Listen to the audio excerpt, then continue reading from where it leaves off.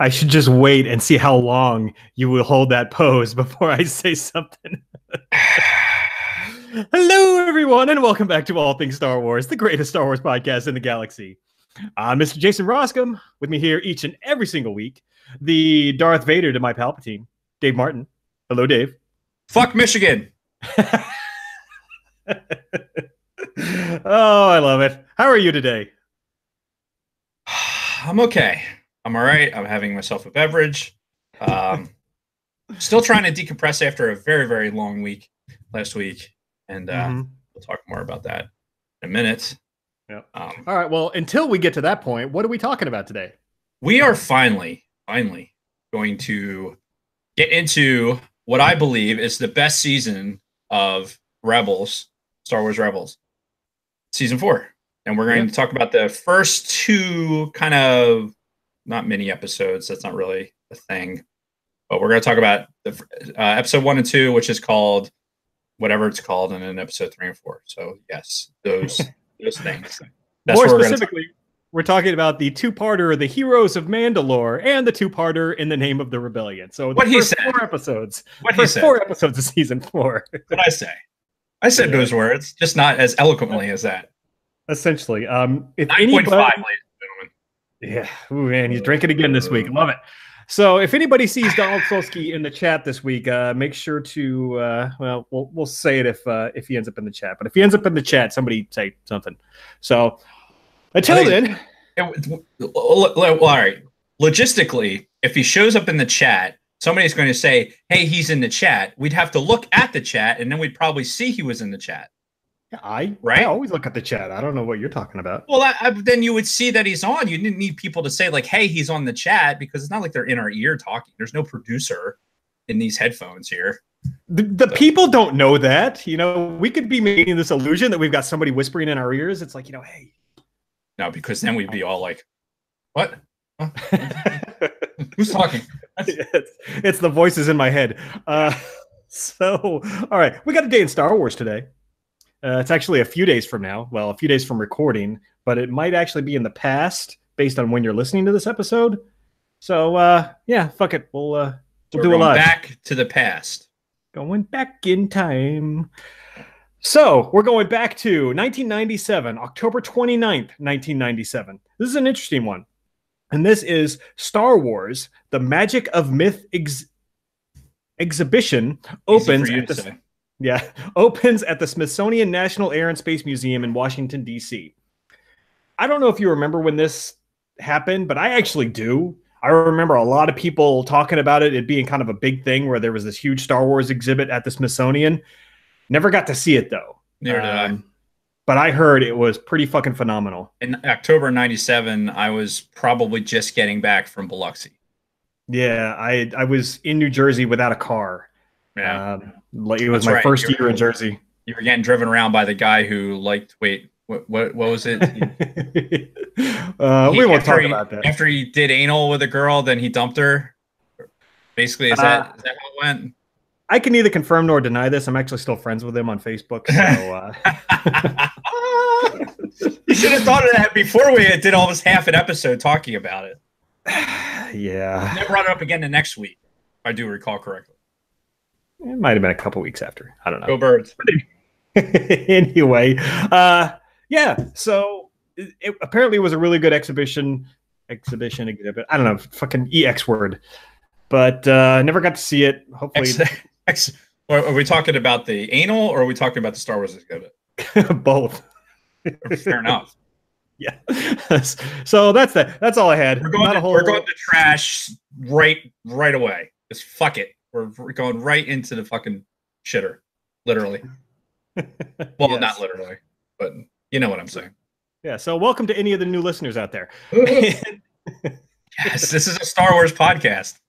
Believe it or not. Talk about anal. Though. Yeah. So we had some other kind of Star Wars news come out. I put it in the notes here. Evidently, they're still doing updates to Battlefront 2. Well, that's not kind of Star Wars. That is Star Wars news.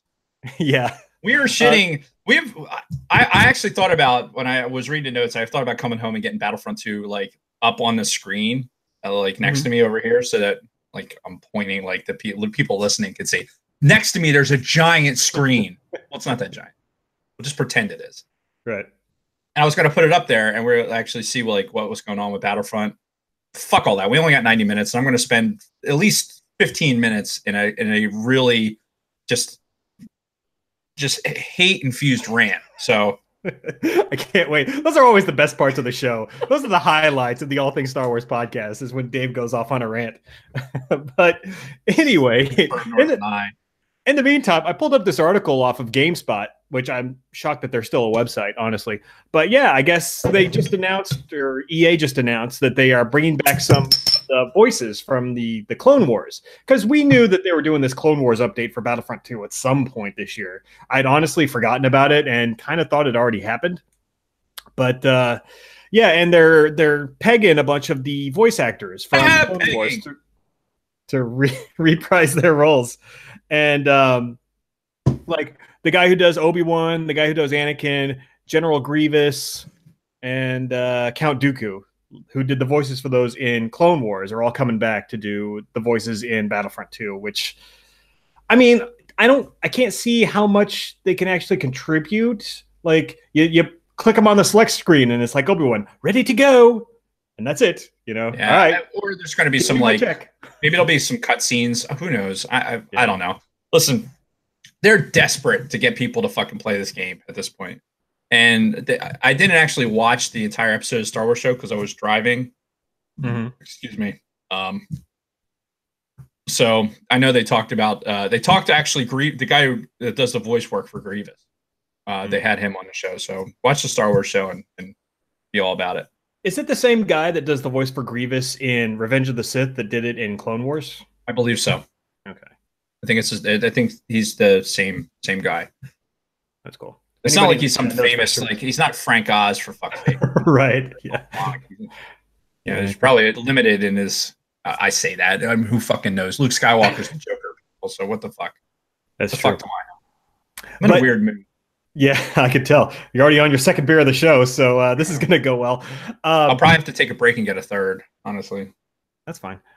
But this whole article got me thinking, you know, I haven't played Battlefront 2 since like January. What are we in? Fucking October? It'll be November before I get to play it again. So I'm really curious to see all of the fucking changes that have happened since I played it the last time. Well, I want to get into a squad scenario and see how the squad game is compared to how it was when you left. I think that's the biggest thing for me, because I want to see some improvement in that level of gameplay. Because that's what's going to make it interesting for us. Like, if we can get on there, jump on there for like 15, 20 minutes and be able to like run around as a squad and spawn with each other and everything else, then that's strangely homoerotic. There's no inner monologue today, folks. It's all coming out of the face. I hope I didn't say that out loud just now. I cannot control the volume of my voice. But, you know, we've talked about the first Battlefront, and one of the biggest appeals of that game was the fact that we got that partner spawn.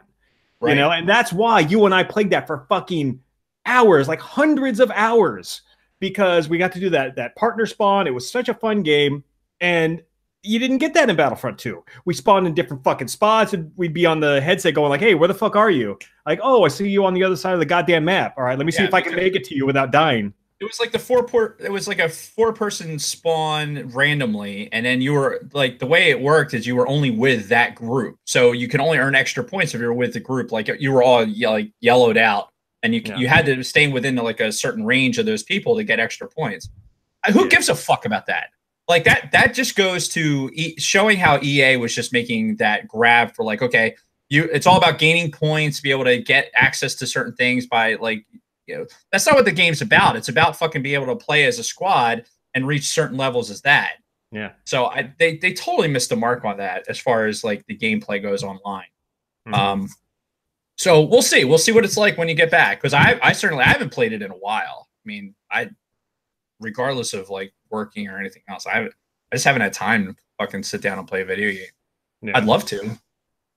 Yeah, well, now, before you were just kind of a retiree going to college here and there. Now you're a full-time employee, and you still have college classes you have to do. Yeah, exactly. I went from suddenly having like, you know, whatever, you know, everything is like laissez-faire. Now I'm like legitimately including a podcast, I have 4 jobs.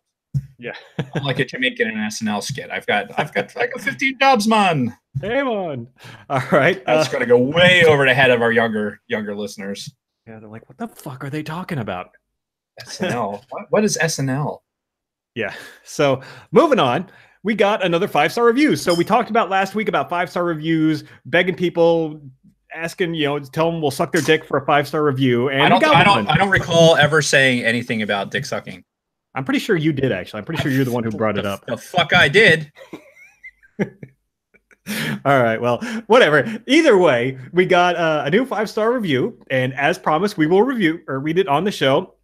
And of course, this is our friend, Mr. Shotgun, Mark Somerville, who left this one for us. And the title is Veteran/Fan Friendly.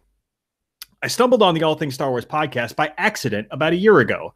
I was looking for a podcast that reviewed the Bane trilogy. I listened to a few other podcasts, but what caught my attention was that Dave and Jason, or Jason and Dave, both veterans, talked and debated in the way I used to when I was deployed. What makes this the best podcast by far is their interaction and dedication to their fans. There are quite a few regular listeners, and I would challenge any other podcasters to identify just 5 of their fans. Jason and Dave make the fan experience part of their show. If you want to listen to debates, theories, and true Star Wars analytics, and sometimes listen to off-the-rails rants, then the All Things Star Wars podcast is for you. Sometimes. Yeah, so thank you, Mark, my friend. Greatly appreciate it. And, again, if anybody wants to leave us reviews, we really need them. iTunes, 5 stars. We'll read it on the air. When did we tape the podcast last? A week ago today. Yeah. Yeah. Why do you ask? Oh, I'm just curious. Oh, you're already starting to grow out the scruff again, eh? Yeah, it was one day. That was like, I could not get used to looking at my face without having some facial hair. So now I'm like, I decided to keep it short. Yeah. Especially in the summer. So again, thank you, Shotgun Mark, for the 5-star review. Moving on. So we brought it up last week. The whole Dave's charity thing to get him to watch the holiday special. So is there any updates on that, Dave? Have we come up with anything more? No. Okay. Because other than seeing it in the notes while I was taking a shit this morning, no. All right. I have no updates. I will. Those people that are still on Facebook, which is most of the group that we're pandering to here, in the Sidebar Cantina. Thank you. Hang on. Don Solsky just joined the chat. Don, happy birthday, my friend. Oh, happy birthday. That's why you were bringing it up. You can tell a motherfucker these things, and then Go blue. Fuck off. It's in the notes. You just look at the top. But what's this, that says go blue? Oh, the Donald Solsky. Was that added later? Is that there this morning? Does it matter? Does it matter, Dave? Apparently Clearly, you're not paying enough attention. I'm sorry, Dave. And I can't do that. And fuck pineapple pizza. I'm leaning with him, man. It's not like the worst thing ever, especially in Hawaii. Come on, man. You're a bunch of fucking communists, all of you. So anyway, the holiday special thing. Oh, okay. So thankfully my birthday is not today, and but it is coming up. So what I will do is I will on Facebook. They have this thing where on Facebook where you could set up something to if people want to whatever they can donate to a charity. So I'll set that up. I'll probably do it tonight if I have 3 of these, then that's going to be fun. Hopefully we're not donating to the Pegging Society. It's probably only in Canada though. So anyway, I have no idea what's going on right now. That was funny. That wasn't funny. I think that went way over my head. Fuck off. And Tom, we'll get to the Air Force thing later. It's in the notes. So, all right, well, keep your ear open. At it later because he didn't post that until a few hours ago, and I read the notes this morning. So, yeah, I've been busy. Thank you for a 5-star review. Yes, and we will update you on the holiday special thing. It's going to happen next week. If I have to shell out a whole paycheck just to get Dave to watch this again, then I may do that. You shell out a paycheck and you sell directly to me. My best friends call me Cash. Yeah, right. Lots All of right, are we obscure gonna? movie references today. Yes, very much so. We gonna hop into our week? Yeah, do it All right, so I'm first. as per We've been usual. talking. We've been. I always offer to let you go first, and you always decline. I don't know why you even bother. Go ahead. I'm going to every time you start talking, I'm going to say something just to stop you. Well, yeah, because you just interrupt me anyway. Like Right. it takes me an hour just to get through my week because you're always interrupting. So, anyway, I am under 2 fucking weeks until I get home. Woohoo! Oh, the excitement is building. This Yes. is yes, this is our second to last remote recording that we're going to do. Okay, so what does that mean that there's this, then two more, or is this one, No, and one more, and then blah? we are recording episode 78 right now. Episode Right. 78 and 79 will be remote recordings. Episode 80 will be our first episode back in the studio. Did you get all that?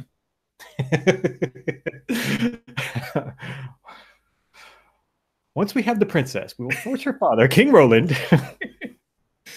So yeah, no, I'm really excited. I can't wait to fucking get home.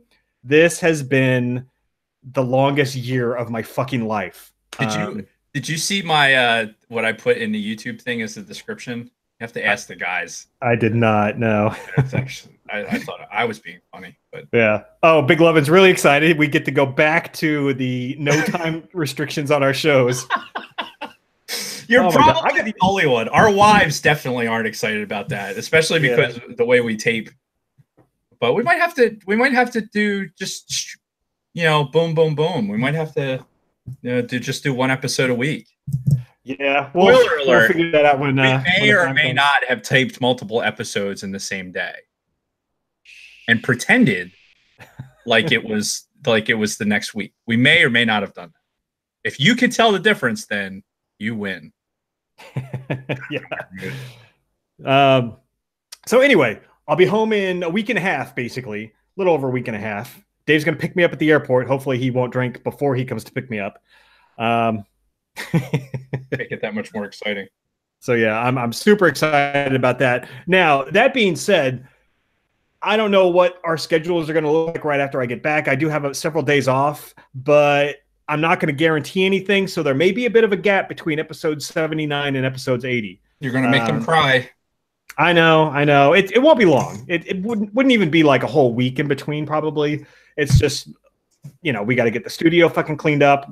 I doubt we're going to do the full renovation before the first episode out of the studio. I would agree. We should just do the renovation on air.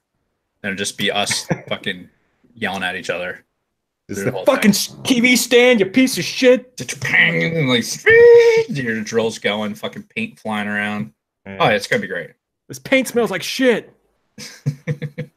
Anyway. So why would paint smell like shit? I don't understand. Paint. Anyway. So I'm kind of pissed that I'm actually missing Halloween this year because I don't know how much I've talked about this. We talked about our Halloween last year. I fucking love Halloween. Halloween is like my favorite time of the fucking year. The weather's starting to cool off. All of the Oktoberfest beers have been out for a while. And then you actually get to dress up in a costume. It doesn't even matter if you're an adult. You still get to dress up in a costume, fucking have fun. We talked about my whole experience last year when I dressed up as Kylo Ren. And like all these neighborhood families went crazy when they saw my full fucking Kylo Ren's get up. And I'm like, yeah, this is fucking awesome. I'm thinking, oh yeah, I got to wear the same fucking outfit again next year. Well, of course, I'm not going to be home. So I'm missing fucking Halloween. I'm really pissed about that because I'm sure I would have either worn the Kylo Ren outfit again or I would have done something else Star Wars related. But you could still walk around in a Kylo Ren outfit. You'd probably get some sort of reaction in the neighborhood. It might not be the same reaction, but you get a reaction. I don't dispute that, but it's not really the same. I'm not with my family and everything else. Plus, spending the night in jail isn't really that. You know what you do? You take the minivan, right, and you just like swing the door open in the minivan. You like to be like random people walking down the street, and just throw the minivan door open and jump out in your Kylo Ren costume, light the lightsaber, and scream at them, and then jump back into the van and take off. No. Not a good idea. I guess I could, but just cover up the license plates. So Nobody Yeah. gets it like, oh, that was a late model Honda Odyssey, whatever. Anyway, go ahead. My entire purpose of life right now is to derail everything that Jason is saying.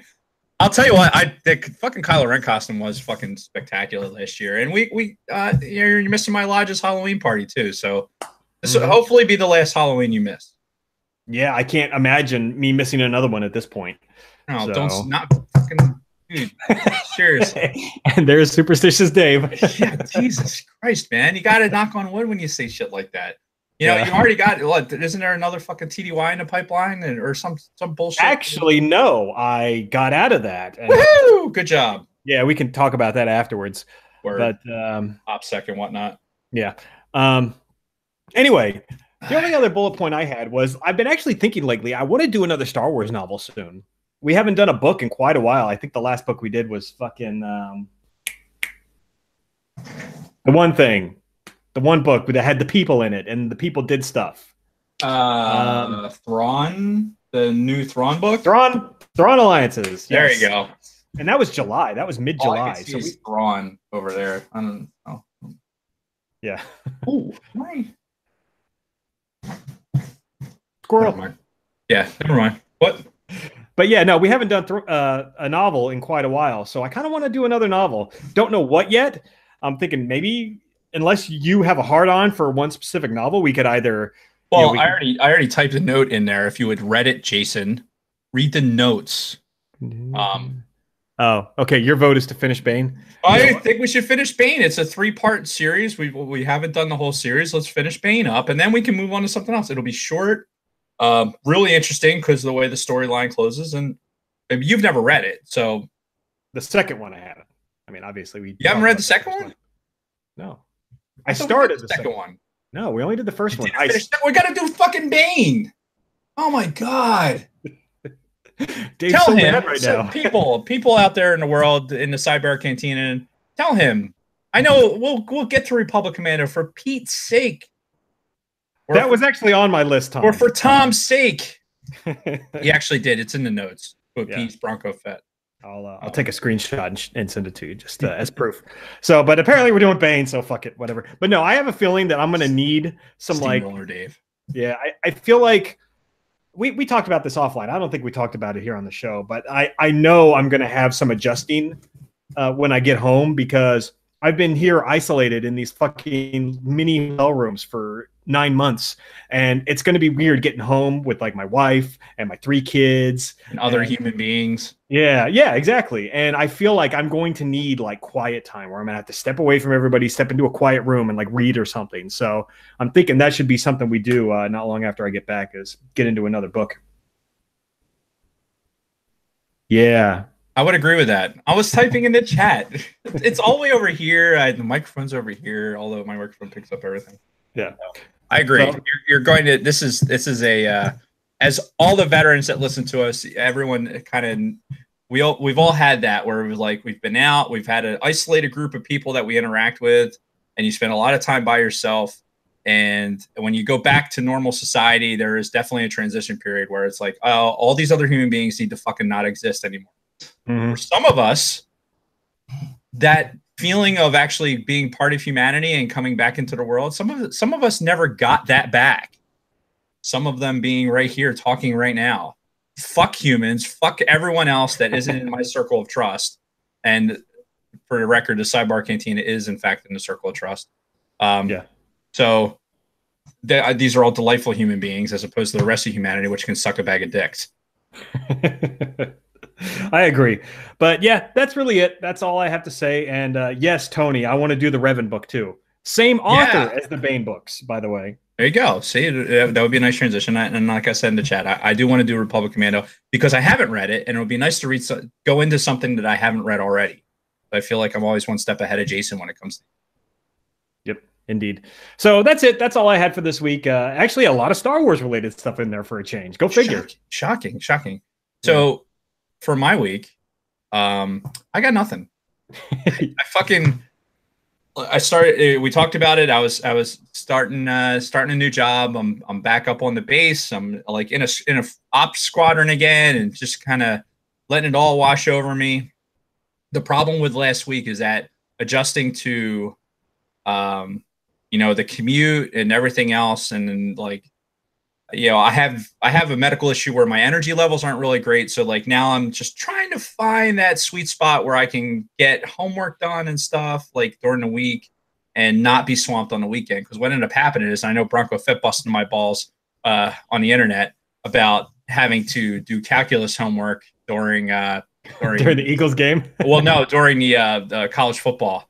And with college football. Yeah, so I had that on in the background while I was trying to do calculus stuff, and it was difficult, but I persevered and got through. I have 2 classes right now that I'm taking. So, and Jason's right. I went from having no responsibility at all except to do some schoolwork and stuff with Lodge. But even that was like I just volunteered to pick up some slack, and now I'm like, oh, now I'm still picking up the slack at Lodge. I'm at work every day now, trying to make myself useful and make sure I still continue to have a job and doing schoolwork and doing a podcast, which to me is a labor of love, but it does require much as we joke around and like I still try and do research and I still try and be on top of it so I don't sound like a complete doofus on the podcast. So this is a Star Wars podcast and I do my research and stuff like that. But so I'm still finding that sweet spot for time management and I haven't really been sleeping all that well. So like, I'm hoping a few beers tonight will help me so I don't have to drug myself with Benadryl tonight to sleep. Jesus Christ, I hope you don't take Benadryl at this point. You're already on beer number 2 or 3, right? These are like 9%. This is number 2. They're 9.5. It's fine. Don't even worry about it. We're just going to call him Heath Ledger. It's Benadryl. What could possibly go wrong? So anyway, unfortunately, nothing Star Wars related. Wah, wah. Aside from getting ready for the podcast. I thought I had something. Well, you showed us the C-3PO head last week. I did. It's hiding back here. You can see it kind of on the screen over there. Yes. Riveting for the podcast audience, as Jason likes to say. Talking fast. The beers are actually starting to kick in. So I did get a new Eagles hat, by the way, which will segue us nice into football. I'll tell you what. Before I start on my Eagles rant, I got some other things to get through first. We're moving on to the football segment of the All Things Star Wars podcast. Welcome, new listeners. So I got this hat, right? I saw it online. It's the salute to service stuff that the NFL does. Is a majority of it has had, shall I say, color schemes that were not necessarily a good reflection of the military or camouflage or good taste. So a lot of the stuff, the first year it came out, like I have one of the first sweatshirts that came out for the salute to service for the NFL, and I love it. It's one of my favorite sweatshirts. It's got Eagles on it. It's got a flag. It's got a Nike symbol. And that's it. No extra fucking camouflage. It's olive drab. It looks fucking great. Shut up! Fucking dogs. One dog. One asshole dog. Anyway, so this was the first year where I've actually seen something in the salute to service where it's like, I have to fucking have that. And it's this hat. It's olive drab. It's got the fucking eagle on it. And it's got a flag on the side. It's got a little NFL salute to service thing on the back. And that's it. No fucking extra camouflage bullshit like that hat that's up there. For the YouTube audience can see it. Like the Dio at my old squadron gave me that hat. I love the idea of the hat. I love the hat itself. It's got my name etched in the side of it. It was a fucking extremely thoughtful gift, and I'm grateful for it. However, the extra camouflage bullshit is just annoying. Just fucking annoying. But I love the hat, and I thank the person who gave it to me. But this year, I saw this fucking hat, and I'm like, I fucking must have this hat. And I fucking bought it. And I have to say, I love it. I fucking love it. It is a great hat. It's got my Eagles on it, and I'm really excited about it. So now, do all teams have that olive color, or? I think so. I think for the salute to service, it's the olive drab, and obviously the team logo would be different, but the flag and stuff is like this is all sewn on, by the way. It's like if you can think about like the old canvas like material that they used to make like World War II Alice packs and stuff out of. It's like that. It's got that canvas feel to it, like a cottonish feel to it. It's olive drab. It's got just a subdued eagle and a subdued flag on the side. It's fucking great. It's fucking great. So, like I said, this is the first year where I've seen something for the except for the first year where I've been like, I must have that. So I had to buy it. And honestly, if it doesn't sell out, I'll buy a fucking 3 more of them because I go through hats. I'm just curious what a 49ers one would look like because the Eagles, their color scheme is already kind of fits that theme with the green and everything. I don't know how good the 49er symbol would look on something like that, but I got to check it out. I would definitely buy one of those if it looks good. Dude, I'm telling you, it's totally worth it. Check it out online. I can tell you right now, it fits good for my pinhead, and it's a little big. I'm gonna put it in the washer and get it a little bit smaller, but anyway, enough about that. So talk about football. Penn State, they won. Was way too close. Way too close. This offensive coordinator, he sucks worse than a bag of assholes. It's just horrific. And this fucking game against Iowa, I'm not gonna lie to you, I'd be shocked if we won it. I think Iowa is a much stronger test of our football than we're ready for. But I'm not wishing that they lose or anything else. I think they can win. They just have to fucking hear that sound of them, the fucking coaching staff getting its head out of its ass, and then they can win that fucking football game. Is Chip Kelly employed right now? Do you think he could? He's coaching UCLA. Oh, he's doing UCLA, huh? Mm-hmm. Yeah, terrible too. Fucking awesome. Anyway, continue. Fucking coach ever. Anyway, yes, OD Green. No, that the top is not black. It is OD Green all along it, and underneath the bill is black. So we'll post the link somewhere to it. I have a screen grab of the hat. I'm telling you, it's fantastic. Anyway, Boise State, they handled Colorado State. Shocking. Colorado State's a bullshit team. They're going for Air Force next. Ooh. I have to say, regardless of Bronco Fett holding the Air Force mascot hostage a couple of years ago, I think Jason said he has something for.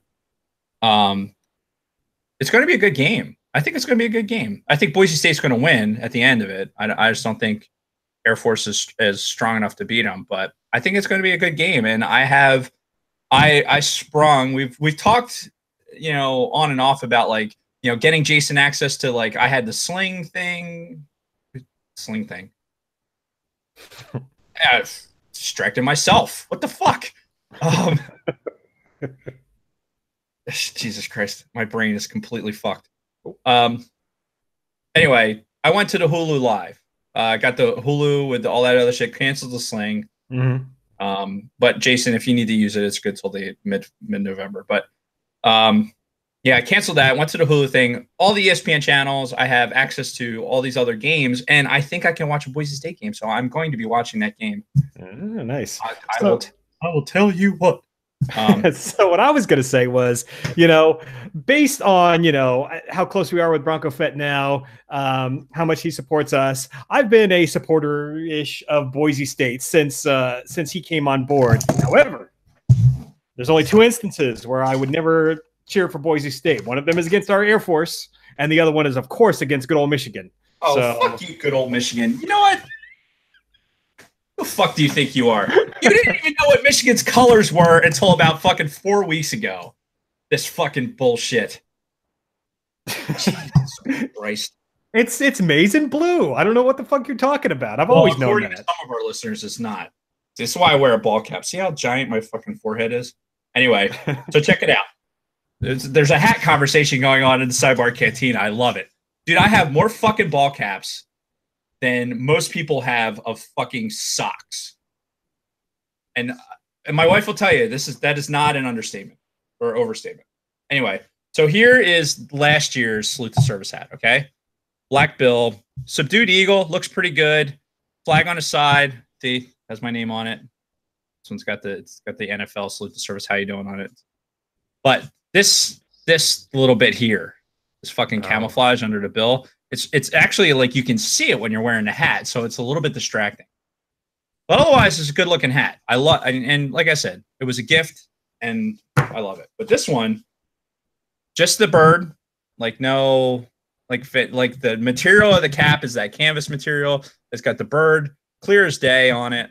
It's got a nice subdued patch on the side. This one I got, one size fits all because I have a pinhead and I need to cinch it down. Anyway, if you're going to buy a salute to service hat, this is the year to do it, in my opinion. In my humble opinion, as a veteran and I would say a subject matter expert at hats.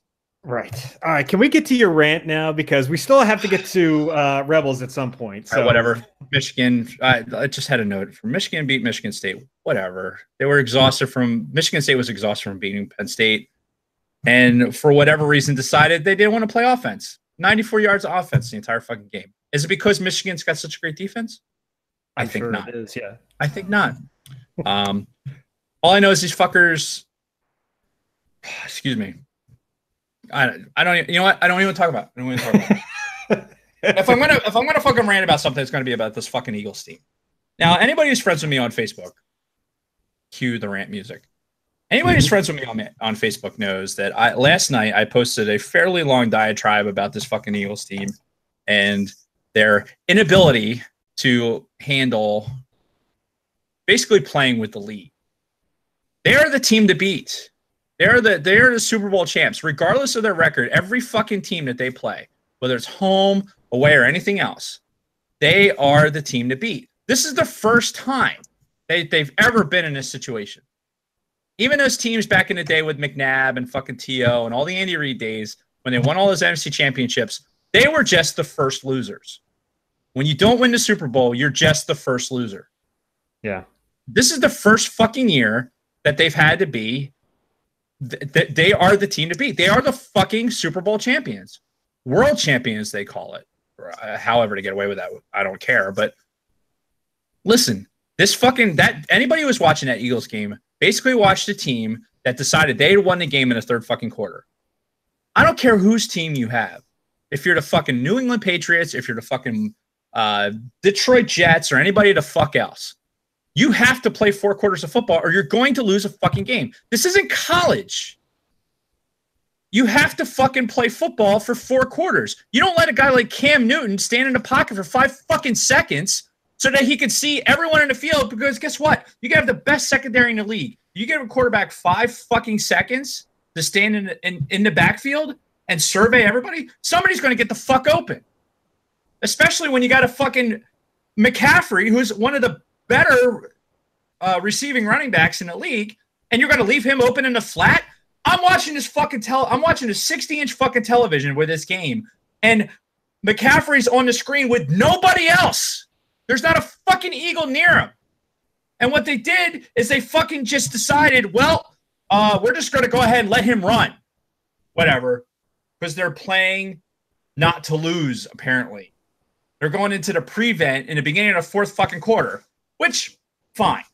You know what? You let him have a drive. You let him get a touchdown and go, oh, fuck. You know what? It's time to pump the brakes. Let's get on the let's get on the field, have some running plays, start moving some clock. No, instead we're going to fucking throw incomplete passes and stop the clock and then put them back on the field so they fucking score again. Because Jim Schwartz, the beloved Detroit Lions former coach, thank God you fucking fired him, because guess what? He doesn't know how to adjust the fucking defense to what's going on the fucking football field at the moment. He thinks his secondary is an all-pro secondary. Well, guess what? It's not. It's not. Anybody who's an Eagles fan knows that. I didn't realize he was your DC this year. He was last year. Was he? Yes. Oh, okay. Super Bowl winning defensive coordinator, fucking Jim Schwartz, who, look, I'm sorry, you want to stroll in there. You have one of the best fucking defensive tackles ever to play the game. It's the best defensive lineman since Reggie White to wear a fucking Eagles uniform. And you think that and 3 other dudes rushing Cam Newton is going to be enough to fucking stop him? No, nobody in fucking God's green earth has that mentality. And you let them score once, you fucking goddamn sure better not let it happen again. Instead, you let it happen 3 fucking times. 3 fucking times. That was the defense not adjusting and a fucking team that doesn't know how to be successful. Look, I'm an Eagles fan. I'll fucking wear this hat proudly. I've been an Eagles fan. I was born practically in the fucking bowels of the stadium, 1,200 feet away, if you look at my Twitter feed. I will tell you that game yesterday was some of the worst fucking football I've seen for 15 minutes.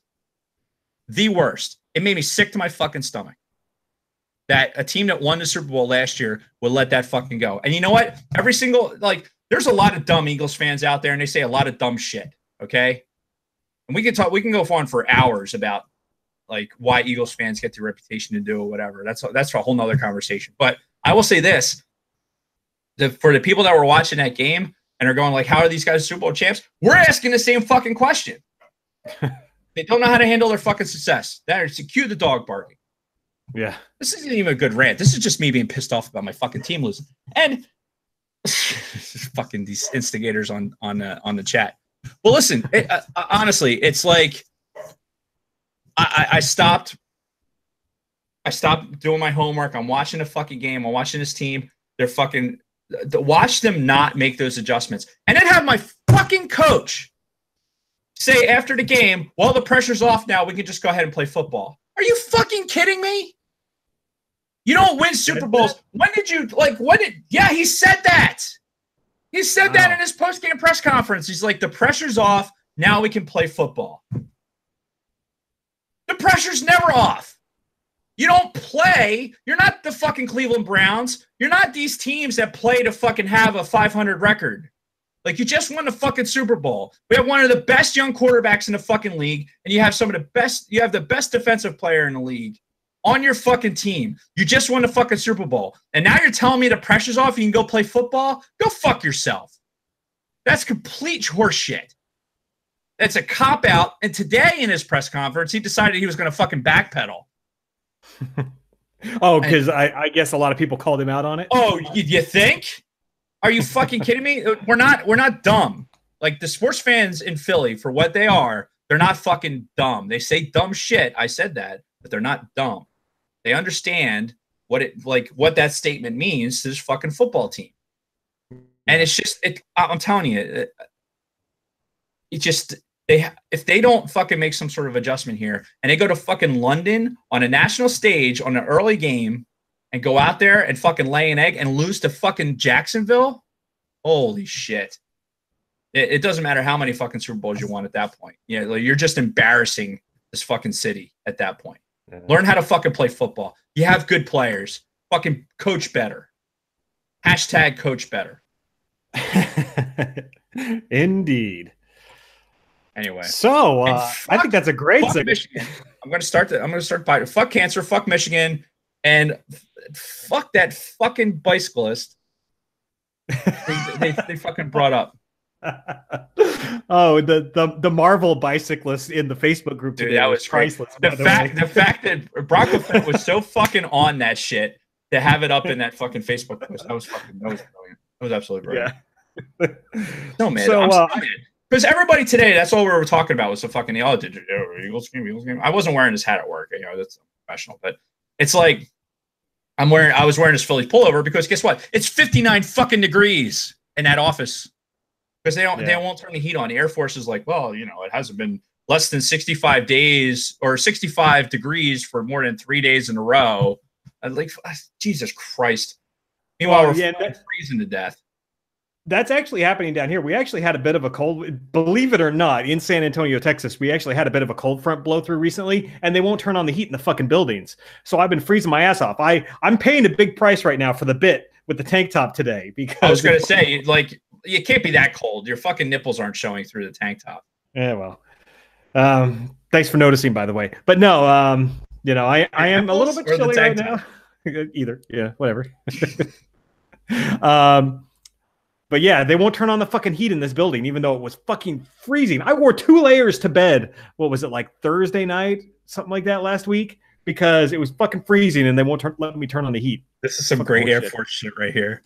Yeah. Like, anybody who's only Air Force people can have a bitch fest like this. Like, oh, my building's not heated. Oh, it's like 59 degrees in here. Like, oh, my hotel room, they weren't turning the heat on. Meanwhile, there's some fuckers that are out there they're out in the fucking ankle deep in snow with their fucking, their parkas, and that's it. Like, hashtag Air Force problems. Exactly. So we know that we know, believe me, nobody knows better than us, but it still doesn't make it any less uncomfortable for us. Yeah, We right. don't like being cold. That's why we join the Air Force. We can't help it if Yeah. everyone else made bad decisions.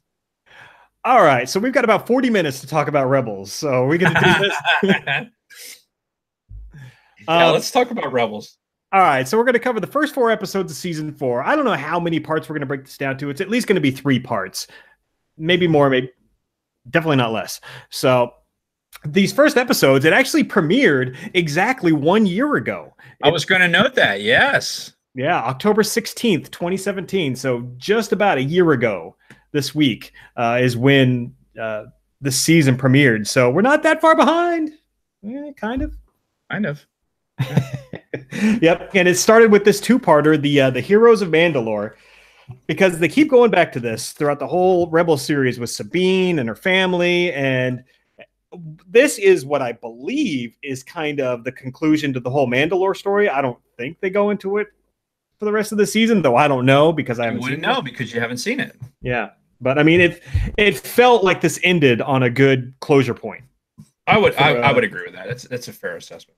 Yeah, for the story of the Mandalorians. And it all starts off, first of all, it starts off with them looking for Sabine's dad. And I'm sitting here trying to rack my brain. We didn't see him in any previous seasons, right? No, they just talked about him. Yeah, because I guess he was already captured by the Empire. And now we open this season with our crew of rebels trying to break out Sabine's dad. Well, not the whole crew, though, because for these first 2 episodes, we don't see Hera, we don't see Zeb, and we don't see Agent Callus, recent traitor to the Empire, Agent Callus. Mm-hmm.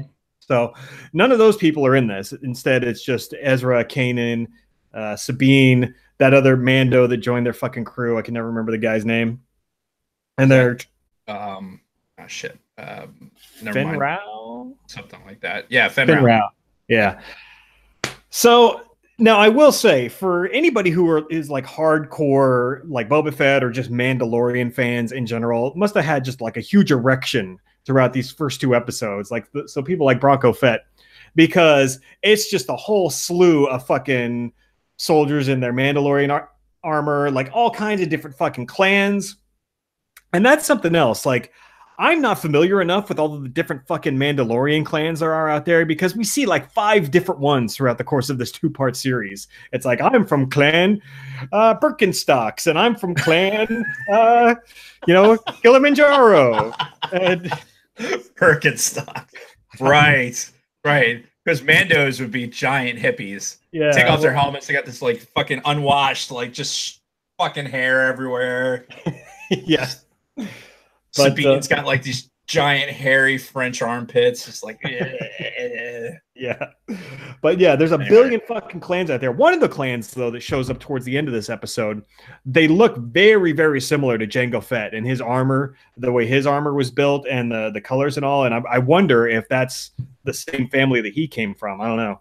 I don't know where the fucking Fetts came from. I'm not that in tune to the fucking lore of the Mandalorians. I don't either, but hey, there's a whole live action series that's going to be coming out. Maybe it'll shed some light on that subject. Yeah, and I was wondering about that. I made a note as I was watching these episodes, like, how is that going to tie into what we're seeing in here, or is it going to?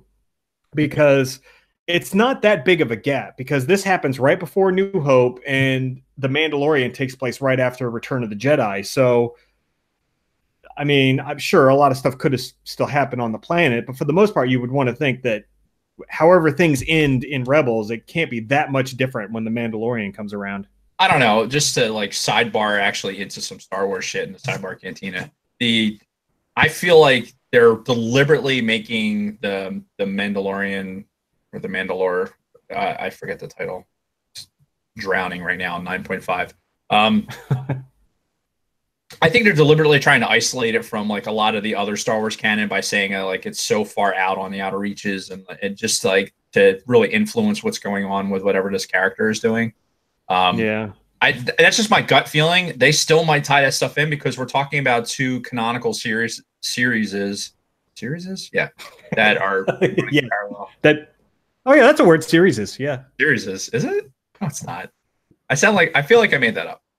Anyway. Yeah, and it all makes sense when you throw your hands in the air a little bit. I don't know if we got confirmation that the Mandalorian actually takes place on Mandalore. No, it doesn't. It says it right in the things. It says it's not. It's anyway. We're not talking about the Mandalore. Let's get back to. We only got Jason. We've only got 35 minutes to talk about fucking the three more episodes. Yeah, I know. So I'm gonna just go through some of my notes real quick. Oh yeah, and just to kind of back up a little bit, you did not get a chance to rewatch these. I did not. In anticipation of this episode, so I haven't seen them in a year. I am saddened by my lack of ability to rewatch them. Yep. I have no excuse. So I will be leading most of this conversation. As per usual, Jason. Yeah. I mean, even if I had watched it, do you think it would have been any different? I guess not. So, all right. There is this whole sequence with fucking Ezra having a jetpack, one of the Mandalorian jetpacks. And it's all this like goofy shit going on. It got close to Jar Jar levels of fucking campy. Well, remember in the last episodes of season 3, how like Ezra was kind of pining for the jetpack and everything else. Yeah. So I think this is just kind of a lead in from that, or the continuation of that. But clearly he can't control the fucking thing. He's zip-zagging around all over the place. Can't get straight. But somehow, just like fucking Jar Jar in episode 1, he's fumbling his way into defeating the enemy, which I'm thinking like, come on. Are you really going to do this bullshit? Yep, they are. Absolutely are. Yeah, so I was not really a fan of that. And that happened for like the first 2 episodes. Like he's fucking fumbling with this thing like a monkey trying to fuck a football. But that sounds like a Davism. Yeah. I didn't deliver it quite as well as you do, though. Do you notice there's a lot of chicks in positions of power on Mandalore? Like every other fucking clan is like run by a chick, and you wonder why they're constantly at fucking war. Wait, what? Nothing. Jason said that. Not the inebriated Dave Martin. Jason said that. Yeah. I'm just saying, you know. I observe things, but there was, even though Hera wasn't in these episodes, there was one scene where she had a comm chat with Kanan, and it was like very awkwardly overt, like some weird flirtatious relationship that's going on between them now, where, you know, Hera's like, oh yeah, we need you guys back, and Kanan's like, need or you need, or, you know, just again, it's been building since the other thing, and it's just a little bit more overt. Yeah. That, you know, because it was closeness. Like, I don't know if you remember at the end of season 3 where they were like, there was times where they were just like really close talking, and they were making it more and more obvious that they were like an item. I mean, obviously they had been, and it's been like that struggling love affair or whatever. But is it obvious? I don't know. I thought it was. I mean, personally, I thought it was. I thought it was one of those things that, like, it was an eventuality. It was just a matter of like when it was going to fully come out. So it was just like this uncomfortable thing between the two of them. Where in the end of season 3, it was getting closer and closer. Like even physically, like if you look at how they're standing next to each other, if you're watching on YouTube, you can see my hands going like this, and they're getting closer. No, I am kind of a grammar Nazi. Yeah, sidebar. Cantina. The chat, there's stuff going on in the chat. I'm trying to pay attention to everything. And I typed, and you're in shorts. Apparently it's snowing in Boise. And I said to Bronco Fett, and you're in shorts, because he mentioned about being in shorts. And it's like, you know, whatever, 50 degrees. And then I corrected myself because I typed in Y-O-U-R, as in the possessive your, as opposed to Y-R-U''re. So I corrected myself. And Jason will tell you, the reason I am working as a contractor in a standards evaluation shop is because I am a fucking Nazi with that shit. Like with the regulations and the grammar and all that other stuff. That's what made me good at being a stand eval guy. And unfortunately, that is something that is programmed. I probably have some level of Alzheimer's when I'm old, and I'll still be fucking correcting shit like that. And I can't help it. It's a sickness. Anyway. I have a note. I'll read this to you verbatim too. All these different Mandalorian armor types are awesome.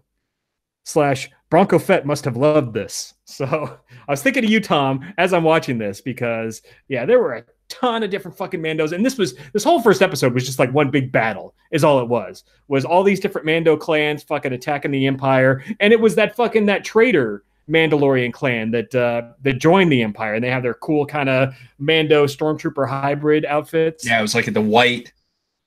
What that was the oh shit, Tiber Saxon. Those guys. Yeah. I think Saxon. Yep. Saxon. Yes. Why is that familiar? Anyway, because we saw them in a previous episode. No. But excuse me. Go ahead. Nice. So it all culminates in a new super weapon, allegedly a weapon that Sabine built that somehow hones in on fucking Mandalorian armor and just like disintegrates the people that are inside the fucking armor. Okay, so kind of a neat idea. So listen, this is the crux of the entire thing. And honestly, when I was kind of going through the notes and like looking at the episode, the 2 episodes, I was going to say episodic. I was completely wrong. This is the crux of the whole thing. So we talked about how like early in Rebels, how Sabine had gone to the Empire and come back out of it, right? And when she was with the Empire, the Academy on Mandalore, right? And she had built weapons for the Empire, and this was a big point of contention with, her mother and Mandalore in general, which is where the rest of this episode is going to go within the series. Is the conflict that was created by the fact that she went to the Empire and she created this fucking weapon that only targeted Mandalorians based on the fucking material that the Mandalorian armor is made of. Which is called hang on. They said at one time it was not a. It begins with a B. It begins with a B. Hang on, Beskar. Thank you. So that right there is like the level. It's a shame that they didn't really build on this more. Like they spent 3 seasons of Rebels like making Sabine out to be just like not necessarily a weapons expert, but just like be really handy with stuff. And then they kind of made this jump to like, oh, by the way, she's a brilliant engineer for fucking weapons. And not that it was a leap too far, but I think they could have really, really played on this a little bit more. Like the reveal for this was kind of such a dark secret that I think that it should have we should have been thinking about it in earlier episodes. Like I think we were always thinking like why did she go to the Empire? Why did she come back? And we thought of it more as almost like a Han Solo type thing where it's like, oh, we're going to go to the Empire and because we're going to get out of this mess, that type of thing. And then like, oh shit, this sucks and get the fuck out of it. Whereas Sabine in this role, almost like this Galen Erso role, we're going to the Empire, building super weapon. Do you see the parallel there? Like with the Galen Erso? And I think they could have played on that a little bit more. I mean, unless that part of the storyline wasn't necessarily written, but I was a little bit disappointed that they didn't really, because when this was the reveal, I actually was fairly impressed with the fact that like, okay, now it makes more sense. Like, why would the Mandos have been so upset just about her leaving, especially particularly for the Empire? And like this, we didn't really get an idea that this was her deep secret until like these episodes. And I just was a little bit disappointed that they didn't play on it more in earlier episodes. That was my big takeaway from this. Yeah, because the reveal of this weapon came out like the last scene of the first episode, and it rolled right into the second episode where we kind of get the whole resolution of that. The Duchess, they called it. Yes. So, yeah, it's the revelation of the weapon.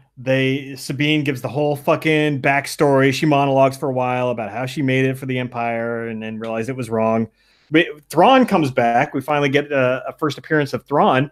He actually, because he's talking to the leader of the Mandalorian traders who joined the Empire, and they're talking about the weapon. And Thrawn actually, you get a sense that he's kind of pissed off about this weapon because he knows the history of the Mandalorian armor and how it's passed on from generation to generation. And it's kind of like a piece of artwork in that culture, so to speak. And when he's talking about the weapon, he's got like a tone in his voice where he sounds kind of pissed off, where he doesn't like that this thing is being exploited, even though he's still going to use it, or he's still going to tell this guy to use it.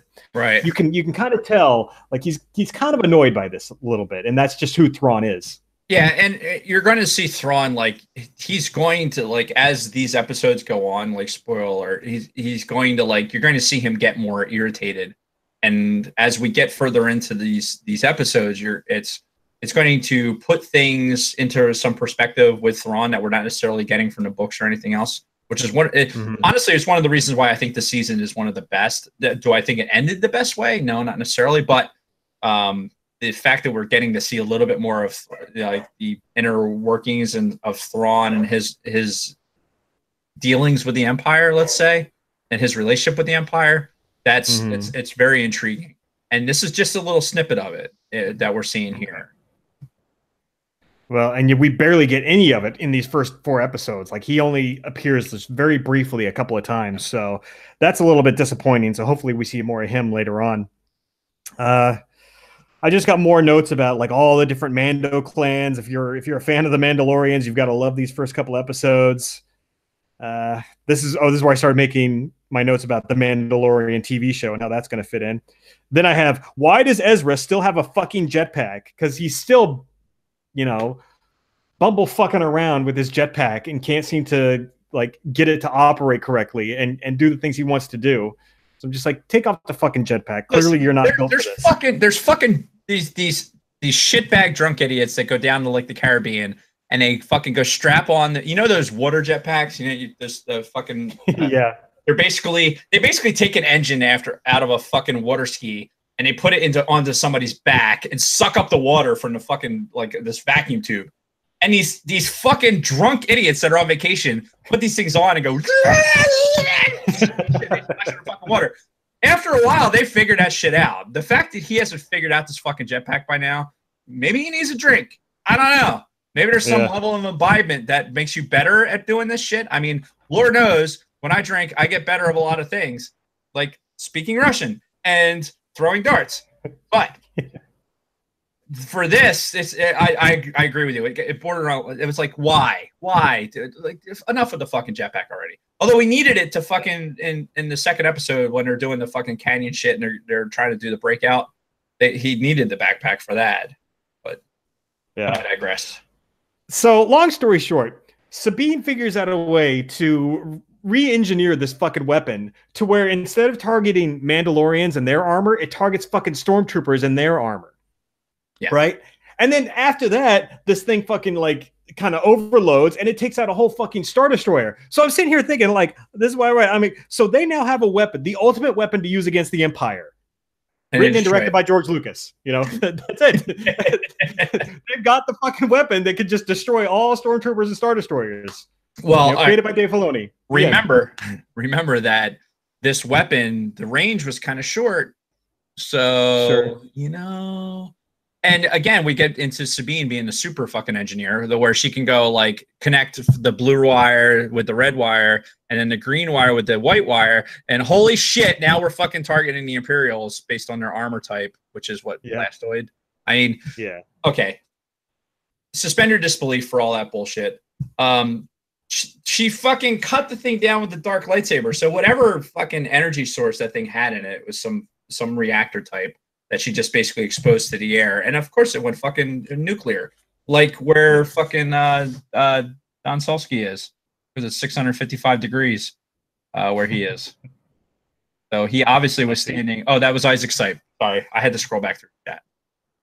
We have Jason, we have like 28 minutes. Like, we got all kinds of time to get to the She was 16 in season 1. Fuck. Sabine? Apparently. So it's been a couple of years, I would think, throughout the course of the season. Because I mean, Ezra has clearly grown, like he's changed. So this is how bad I am, right? Sidebar Cantina. I don't know why I said that. In the chat, we're talking about Sabine. Somebody said she's strangely hot, and then there was some discussion about her age and whether or not it'd be appropriate. And then now some fucking Tony Ferrari guys, probably the youngest guy that we have in our group here, had made a comment that she was 16. So we're gonna go with no. Clearly, from a galactic age standpoint, she was at least 21. At least. Okay. We're gonna go ahead and we're gonna go with that. Anyway, So Sabine blows up the weapon, and we got to talk about the dark lightsaber that she hands off to the fucking Mando redhead. Yeah, some What other was her name? Mandalorian chick. I don't So even know. she Some answers other... it. We're the worst at reviewing fucking shows, by the way. We're so choosy about what we like. What do I key in on? The big Mando blower upper gun, the fucking dark lightsaber that creates nuclear reaction, and Mando redhead who ultimately takes the dark lightsaber and now is the ruler of Mandalorian. The end. Yeah, and like I said, that Ezra smiles, she smiles, or Sabine smiles. They get into the fucking ship and they take off. yeah, and it feels like that's the closure of the Mandalorian storyline. I mean, I'm sure they're still having fights with the Empire and all that, but yeah, it seems like as far as Rebels goes, unless they scene. Yeah. Well, we shall see. You haven't watched the entire thing, so we shall see. So let's talk about the next series, since all of Jason's bullshitting has only left us about 20 minutes to talk about. All of my bullshitting, right? So the next two-parter is In the Name of the Rebellion. This is episodes 3 and 4, and it starts off, they're going to Yavin 4. So right off the bat, we're joining the rest of the rebels, or a good portion of the rebels, on Yavin 4. They land, fucking immediately meet Zeb, who you realize, oh yeah, we didn't see him in the first 2 fucking episodes. I'm not really upset about that. Fucking what's his name? Agent Callus comes up. They're like, "Where's Hera?" Hera crash lands after a fucking supply mission and all that. So the whole gang's back together again, and they're all on fucking Yavin 4. Oh, funny story. Did you notice that they had to dump fuel right before they crash landed on Yavin? Of course, because that's what you do before you crash land, right? You dump so fuel. I'm just like, how many times have we been in airplanes? Not necessarily the one we flew in for a long time, but the other airplane that we had to fucking dump all. We had to go. Oh, this airplane is in a critical fucking status. Oh yeah, we got to go in a holding pattern for fucking an hour to dump fuel because if we're going to crash land, we don't want to fucking turn into goddamn really, really ugly Pop-Tarts. I can neither confirm nor deny the dumping of jet fuel into the atmosphere on any mission that I was personally on. We did it. We did it over to fucking Amazon. Sidebar. Jesus Christ. You brought it up. You did, actually. You did bring this up, so it's all your fault. I'm talking about the Y-Wings, the fictional aircraft. Right, that was dumping fuel. So we took off out of Bolivia, right? And we're going somewhere over the Atlantic, and in a 135, and we shit an N1 gyro, which everyone out there knows is like a big deal. Mm-hmm. Jason. Nobody else knows. Right, probably. Anyway, so we can't cross the Atlantic without this fucking thing. So we had to turn around, and we had all this fucking gas, right? So we're like, okay, we got to dump fuel. We're over to fucking Amazon.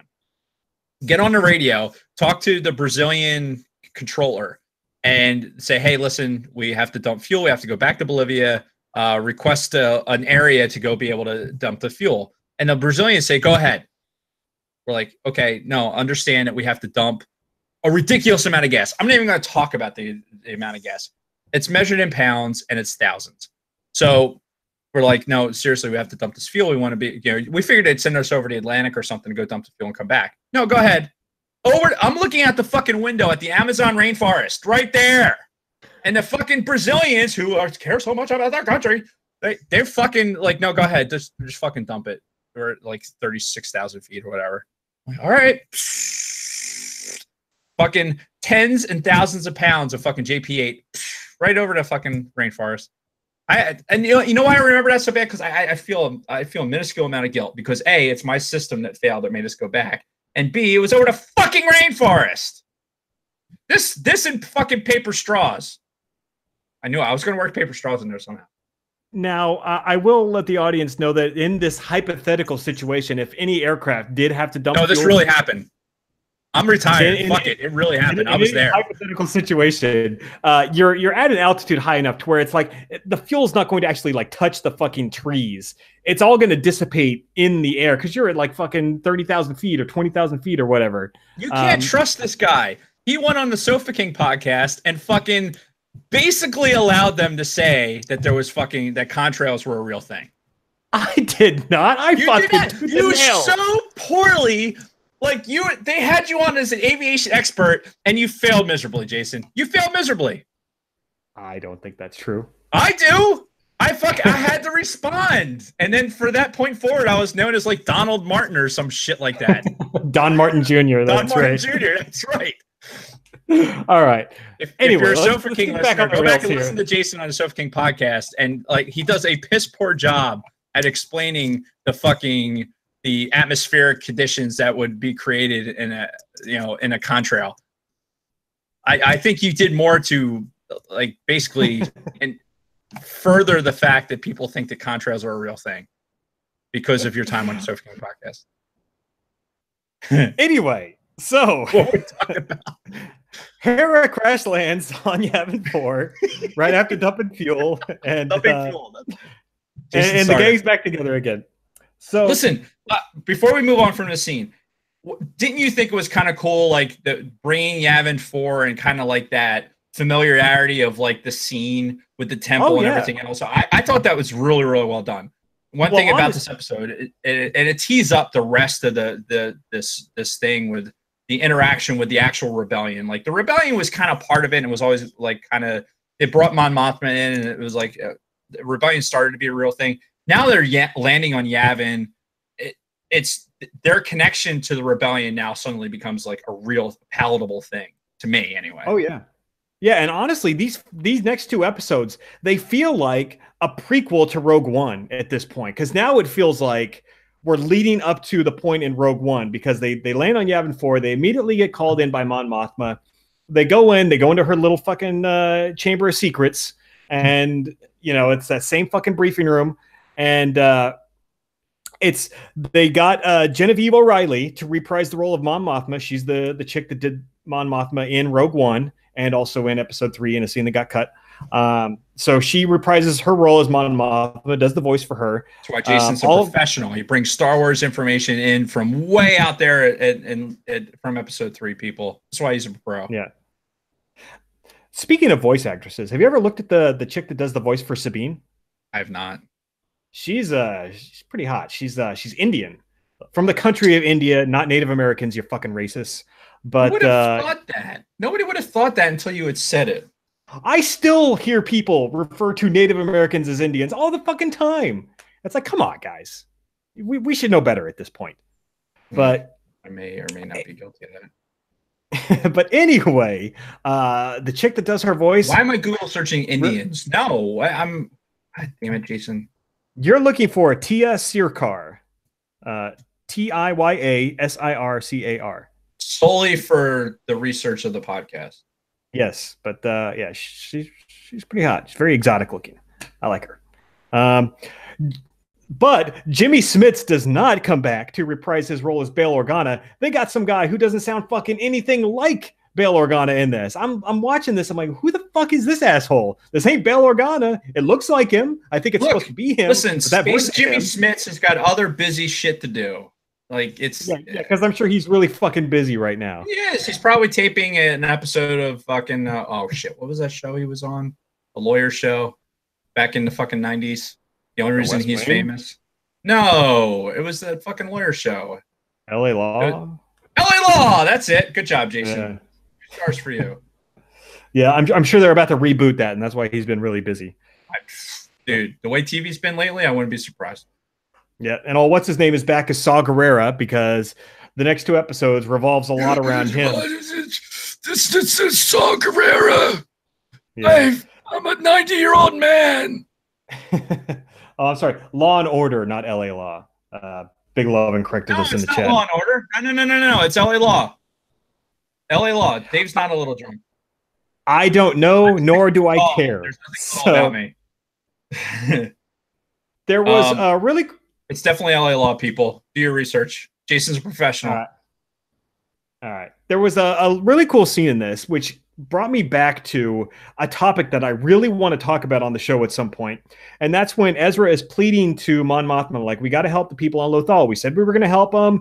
We said we were going to try to destroy that factory. We haven't fucking done it yet. What the fuck? And Mon Mothma was like, well, look, I mean, if we help you, then we got to help every other fucking schmuck planet out there. And she said, there are thousands of other worlds that need our help. Like, why start at Lothal? Why not go to fucking the Twi'lek planet or this planet or that planet? And that brought me back to the fact that she mentioned thousands of worlds. And I still want to try to do some sort of a research topic one of these episodes where we actually talk about the number of worlds in the known Star Wars galaxy, because she even admitted in this that it's in the fucking thousands. And to try to wrap your brain around the fact that this galaxy contains thousands, if not more. I saw one thing that estimated like nearly 1 million habitable planets within the known Star Wars galaxy. It's just like fucking mind-boggling. But that's also how Luke can fucking go hide on some fucking planet and nobody ever know where the fuck he is. Same yeah, Yoda, and how they could be like missing parts of a map that they can't fucking figure out. Like you think, like, well, you just fucking, second star and right and straight on to a morning type shit, right? No, it doesn't work like that. It's so vast, and it gives you. Excuse me. The Star Wars, they always talk about galaxy, and in the real world, we know that a galaxy is actually fairly small. If we're talking about like just astronomy in general, and whereas I think if you took the word galaxy in the Star Wars universe and actually used the word universe, that it would be a much, much larger thing. I think that's what happens is we fall inside this construct of like, oh, this is like, we're talking about the galaxy. So here's the Milky Way galaxy, and anything outside of that is vastly unknown. But Star Wars is so much bigger than that. So that's a conversation I still want to have on the podcast. I want to dedicate a whole episode to that. Just the size of the fucking galaxy and how many habitable worlds are actually out there. Can we have a fucking whiteboard? We'll just put a whiteboard up and we can start fucking drawing. I love whiteboards. We should. That'd be great. We should have a podcast whiteboard. Yeah. Until then, we got 10 minutes to finish this fucking episode. So.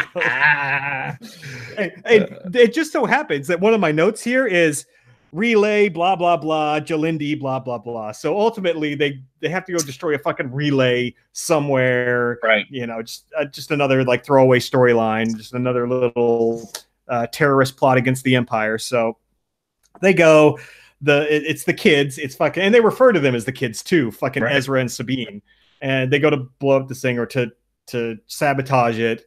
Saw shows up, helps them escape when they get into danger. And our fucking friend, what's his name? Commander Brom Titus shows back up. That bumbling fucking idiot. Yeah. He's been making appearances throughout the whole series, and he's just a fucking worthless piece of shit. But he comes back in this episode. Ultimately, the kids get away with Saw Gerrera. They don't know where they're going, but they're not going back to our people. Go into the next episode, and it starts off with Saw telling the kids, like, hey, something's going down with the fucking Empire. They're planning something. I got a sense of this when we were on Geonosis, and, they wiped out the whole fucking population. The Empire is up to something, and I'm trying to figure out what the fuck it is. Obviously, we know what the fuck it is. Right. But at this point, the rebellion, they have no idea about the Death Star. And they go chase down some Imperial cargo that they think is related to this. Come to find out, it's fucking kyber crystal, like a big ass fucking kyber crystal. It looks like it's like the size of like 10 people, right? On this cargo ship. Bunch of scientists there too, that know how to harness the power, and they ultimately don't fucking get it to find out where the Death Star is. There is a cool scene though where they like shoot a bunch of energy into the fucking kyber crystal to get it to overload, and it takes out this fucking Star Destroyer in this massive explosion. Really sweet looking animation for this. Yeah. Saw goes his own way. The kids eventually make it back to our heroes, and written and directed by George Lucas. Yeah. I'm trying to think of the book. I guess it's Rebel Rising that I had read, where this storyline reminded me a lot of the pre-Rogue One storyline, where you really get a sense of what like Galen Erso's mission was prior, and the things that happened in that. Because he was involved in the Clone Wars. Yeah, so there was like all this leading to it, and they were on a different planet, and it involved, Galen Erso's entire job was to synthesize kyber crystals. Yeah, and that was his tasking, is to like, okay, we can't get the amount of kyber crystals we need to make this fucking super weapon. So let's get a bunch of smart people to synthesize these things. And that's one of the things he was trying to do on one of these alien worlds.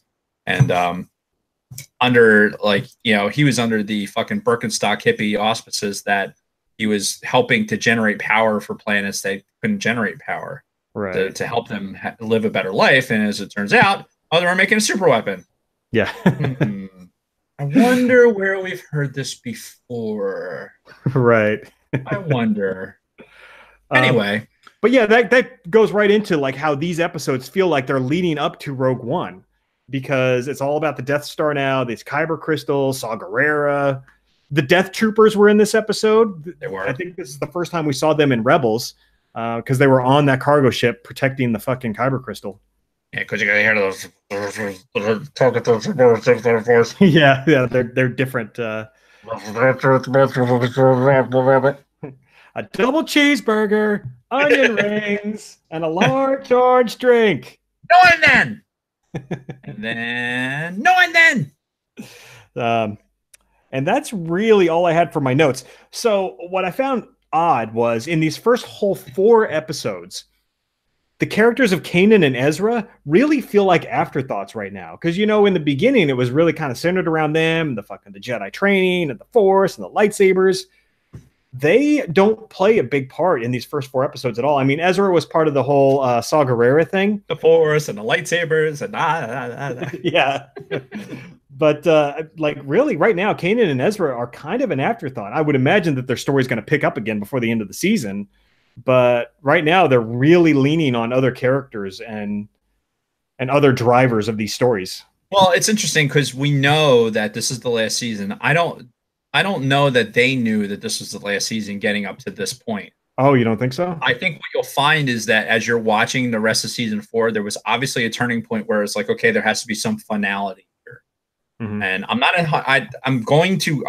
I vow to everyone right now in the spirit of being a professional, God damn it, I will watch the rest of Rebel season 4 however way I can to make sure that I'm ready for the next podcast. Not that I'm going to talk anymore about it. And I'm going to talk over Jason even less, because that's not going to happen, because that's not very entertaining. Yeah. However, there is definitely you'll feel it. There's a turning point where it's like, okay, it's like we've been going up the roller coaster, and now we're going to go over the top and get to the end of this thing. So I don't know how many episodes are in this season. Is there 20? I think it's 16. So let me. Is there 16? I believe so. Yeah, 16 episodes. So we're 1/4 of the way through this season already. And depending on how many filler episodes there are in here, we could blast through like the next 8 in one episode. There's and then not many. I mean, there really isn't. Like, you'll see. You'll have to watch it and see. But so maybe we'll do them in chunks of 4 and just make it a 4-parter. It won't be consecutive if we do it that way. It won't be like 4 weeks in a row where we do Rebels. I think you should. Well, I think you should watch the next 4 episodes. It's just the part where we're winding down, because it is like. Yeah, we got like 2 minutes left. It's not 2. Or 4 minutes left. 4. It's a long time. Yeah, well, I say just watch and see where you think we are, and then like if you feel like we can go a little bit longer. The last 2 episodes, I think, are probably going to warrant its own thing. Oh, really? It's that big of an ending? It's a big ending. I think it is, and I think that the listeners would agree that it's worth delving into. Like, what are we getting out of this? To me, I think we'd be doing Rebels a disservice if we didn't isolate the last 2 episodes and then try and realize the impact on the rest of the canon from that point going forward. I'm fine with that. Something to think about going forward. And that's something to reiterate to the audience too. I haven't seen the end of season 4. I have not been spoiled for season 4. Like, I don't know how this fucking thing ends. I have some theories, but yeah, I have no fucking clue how this whole fucking season ends. So it's going to be a surprise when we get to that point. It's going to be all new to me. Yep, it'll be good. So yeah, hopefully you get the opportunity to watch it. I know you're in the wind down here. I'm in the spin up where I am, but I will definitely be watching along with everyone. Yep. To make sure that I am current and qualified in Star Wars Rebels. Oh, speaking of which, I got to tell you something when we're done recording. Fair enough. People being current and qualified. But that's it. That's this episode. We are probably going to do part 2 next week, unless you have something else you want to do or No, can't. let's. I think that let's put our heads down, plow through Rebels, get it done, get it in the rearview window, so we can move on to other stuff. Well, but it's like I said, though, we're not going to do it like 4 consecutive weeks. We're not going to do 4 consecutive weeks, like Jason just said. We're going to put our head down, plow through it, stop, do something else, then put our head down and plow through the rest of it. Yes. So yeah, next week we'll do all kinds of plowing, sure. All the plowing, like motorboating, plowing. Yeah. Dave and Jason plow the world is what we'll name that the next episode. Episode 80.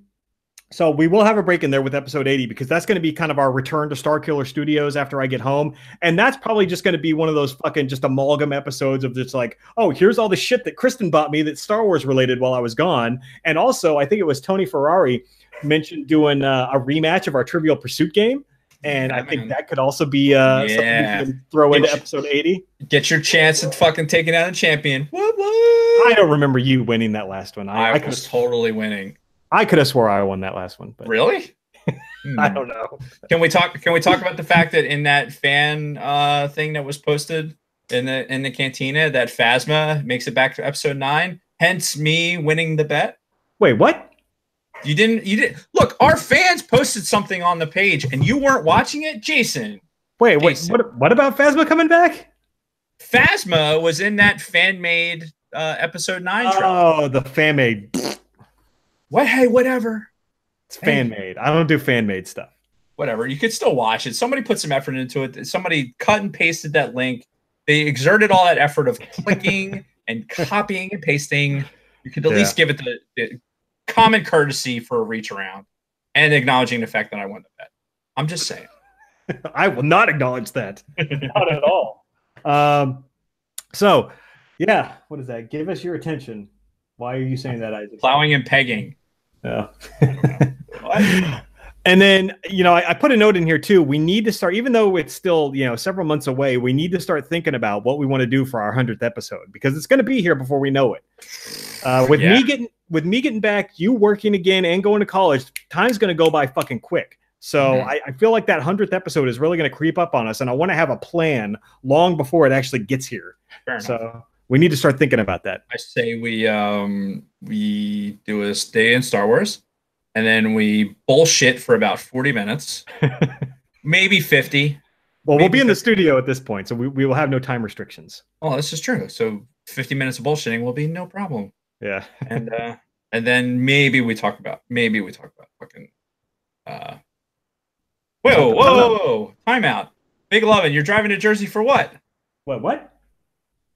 Oh, for the 100th episode?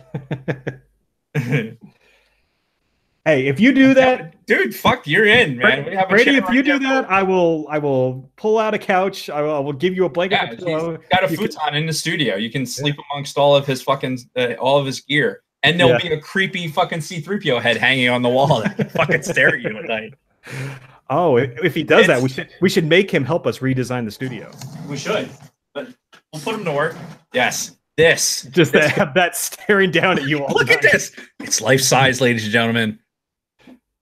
Look, if I put on a pompous British accent, then maybe. Nope, I can't. I got to work on that. I got to work on my 3PO. All right, we got 1 minute, so we gotta close this up. Oh shit! Yeah, he said he'll help. He'll bring Don. Solsky. All right. Well, that's it. Yeah. Way to bring the energy level down, Jason. God, you're the worst. I am the worst. This whole fucking episode. Jesus. All right. So yeah, we got to go. Time's up. I gotta pee. My beer's empty. Yeah. So thanks everybody for listening. Thanks everybody who's in the chat. I had a lot of guys in the chat again. Jason, Brady, and Don Spoonie. Oh God, Tony, why would you say that? So, yeah, join the Sidebar Cantina Facebook group. Follow us on YouTube if you want to get all of this crazy chat that we're getting in our YouTube live. And I promise we'll do better on Instagram. I realize that we've been shit on Instagram. Oh, I forgot to bring that up. I just reinstalled Instagram on my phone last week. Remember when I got a new phone 3 months ago? Yeah, it's all your fault that I haven't posted anything on Instagram. Yes, clearly. Oh, I will blame you. Yeah. So It's all Jason's fault. So yeah, follow me at Darth Roscom on Instagram if you're not already. But anyway, we gotta go. So Dave, thanks again. I will see you in a week and a half. One more remote recording after this. And until then, may the force be with you. May the force be with you. All right, now what do I click? No, Hank? Well, apparently we've got a little Hank because it hasn't clicked yet.